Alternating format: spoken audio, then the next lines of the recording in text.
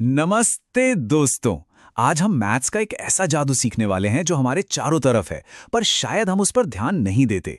इसका नाम है समानुपातिक तर्कण, या जिसे हम इंग्लिश में कहते हैं प्रोपोर्शनल रीजनिंग। सुनने में शायद थोड़ा मुश्किल लगे, पर यकीन मानिए यही वो सीक्रेट मैथ है जिसकी वजह से हमें चीजें सही आकार की, मतलब जस्ट राइट दिखती हैं। तो आज की क्लास में हम क्या क्या करने वाले हैं? सबसे पहले एक मजेदार विजुअल पहेली से शुरू करेंगे, फिर समानुपात का असली नियम समझेंगे, कुछ मजेदार सवाल हल करेंगे और देखेंगे कि ये हमारी रोज की जिंदगी में कहां-कहां काम आता है। हम ये भी जानेंगे कि इसमें कौन सी आम गलतियां होती हैं जिनसे बचना है, और आखिर में मैं आपको प्रैक्टिस के लिए कुछ सवाल भी दूंगा। तो तैयार हैं? चलिए शुरू करते हैं। चलिए तो शुरू करते हैं हमारे पहले भाग से। ये एक मजेदार पहेली है। तैयार हो जाइए, आपका दिमाग थोड़ा सा चकरा सकता है। अच्छा, एक बात बताइए कि आपके साथ कभी ऐसा हुआ है कि आपने कंप्यूटर पर किसी फोटो का साइज बदलने की कोशिश की हो और वो कुछ अजीब सी दिखने लगी हो? या तो बेचारा चेहरा लंबा खिंच गया हो या फिर एकदम पिचक गया हो। होता है ना ऐसा? बिल्कुल ऐसा। स्क्रीन पर देखिए जरा। बाईं तरफ जो बाघ की तस्वीर है वो एकदम परफेक्ट दिख रही है, लेकिन दाईं तरफ वाली तस्वीर को देखिए, ये कितनी अजीब और खिंची हुई लग रही है। ऐसा होता क्यों है? इसका जवाब गणित के एक बहुत ही जरूरी कॉन्सेप्ट में छिपा है, जिसे हम कहते हैं समानुपात या प्रपोर्शन। तो आखिर ये समानुपात है क्या?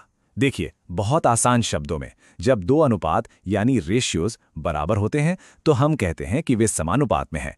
इसका मतलब है कि दो चीजें एक ही स्पीड से एक साथ घटती या बढ़ती हैं। जैसे उस सही वाली तस्वीर में जब उसकी चौड़ाई को घटाया गया तो उसी हिसाब से उसकी ऊंचाई को भी घटाया गया, इसीलिए वो सही दिख रही थी। चलिए अब इस कॉन्सेप्ट के पीछे के नियम को थोड़ा और गहराई से समझते हैं। ये बहुत आसान है, बस ध्यान से देखिएगा। समानुपात को समझने से पहले हमें अनुपात यानी रेशियो को समझना होगा। रेशियो क्या है? ये बस दो मात्राओं की तुलना है, अ कंपैरिजन। जैसे अगर एक टोकरी में 3 सेब और 2 संतरे हैं तो सेब और संतरे का अनुपात हुआ 3:2, जिसे हम 3:2 लिखते हैं। सिंपल। अब वापस उन बाघ वाली तस्वीरों पर आते हैं। यहां इस टेबल में अलग अलग तस्वीरों की चौड़ाई और ऊंचाई दी गई है। देखिए, चित्र क की चौड़ाई 60 और ऊंचाई 40 है, तो इसका अनुपात क्या हुआ? बिल्कुल सही, 60:40। इसी तरह बाकी चित्रों के भी अपने अपने अनुपात हैं। तो हम ये कैसे पता लगाएं कि दो अनुपात समानुपात में हैं या नहीं? इसके 4 बहुत ही आसान स्टेप्स हैं। स्टेप 1, दोनों अनुपात को लिखिए। स्टेप 2, उन्हें उनके सबसे सरल रूप यानी सिंपलेस्ट फॉर्म में बदलिए। स्टेप 3, सरल रूप में लाने के लिए दोनों संख्याओं को उनके HCF यानी हाईएस्ट कॉमन फैक्टर से भाग दीजिए। HCF वो सबसे बड़ी संख्या होती है जिससे दोनों नंबर पूरी तरह डिवाइड हो जाएं। और स्टेप 4, अगर दोनों का सरल रूप एक जैसा है तो बधाई हो, वे समानुपात में हैं। चलिए इसे चित्र क और ग के साथ करके देखते हैं। चित्र क का अनुपात है 60:40।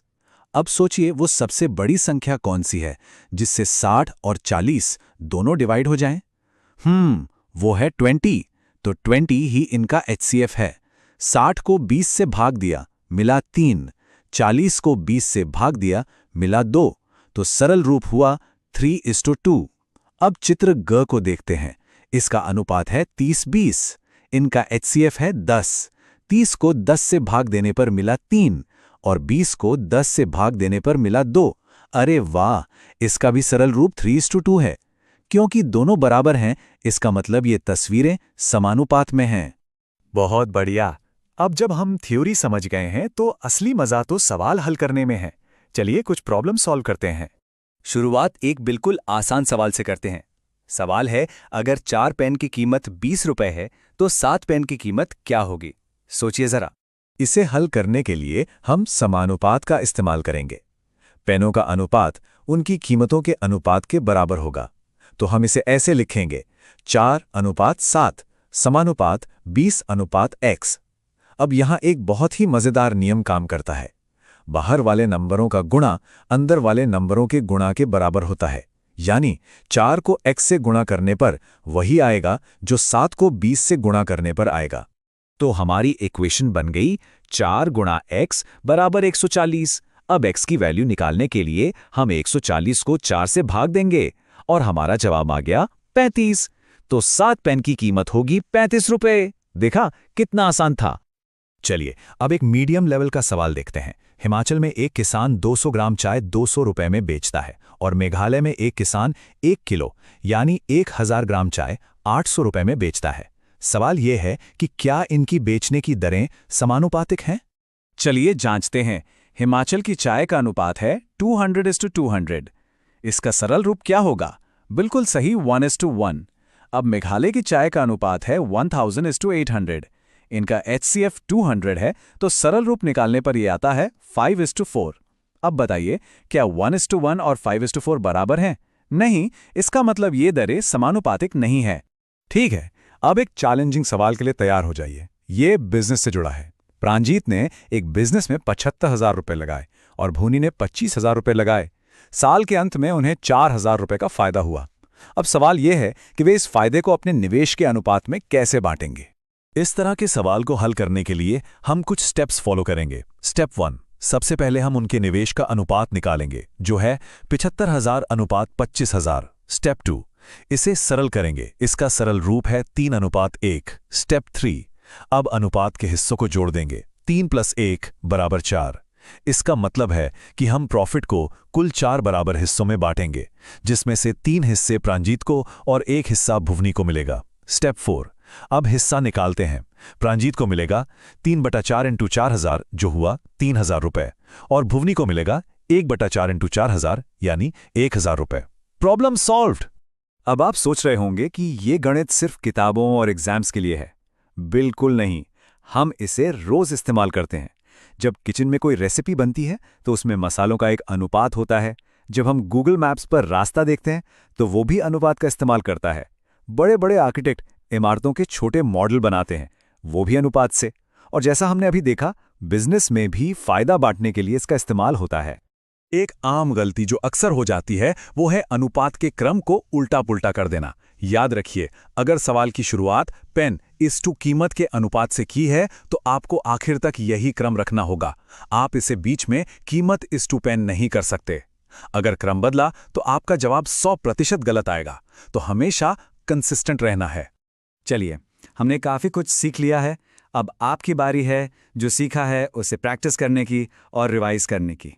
चलिए 1 मिनट में सब कुछ रिवाइज करते हैं। पहली बात, 2 अनुपात समानुपात में तब होते हैं जब उनके सरल रूप बराबर हों। दूसरी बात, A:B = C:D में हमेशा A:D = B:C होता है। और तीसरी बात, किसी भी चीज को M:N अनुपात में बांटने के लिए हम कुल हिस्सों का फॉर्मूला इस्तेमाल करते हैं। ये 3 बातें याद रखेंगे तो कोई सवाल गलत नहीं होगा। यहां आपके लिए कुछ प्रैक्टिस क्वेश्चंस हैं। इन्हें अपनी नोटबुक में लिखिए और हल करने की कोशिश कीजिए। पहला, क्या 15:45 और 20:60 समानुपात में है? दूसरा, अगर 6 किलो चीनी 240 रुपए की है तो 10 किलो की कीमत क्या होगी? तीसरा, एक कार 2 घंटे में 90 किलोमीटर चलती है तो 5 घंटे में कितनी दूर जाएगी? चौथा, 1200 रुपए को 5:3 के अनुपात में बांटिए। और पांचवां, अगर नक्शे का पैमाना 1 सेंटीमीटर अनुपात 50 किलोमीटर है तो नक्शे पर 6 सेंटीमीटर की वास्तविक दूरी क्या है? इस स्क्रीन को यहीं पॉज कीजिए और इन सवालों को हल करने का प्रयास कीजिए। याद रखिए, गणित प्रैक्टिस से ही मजबूत होता है। Good luck.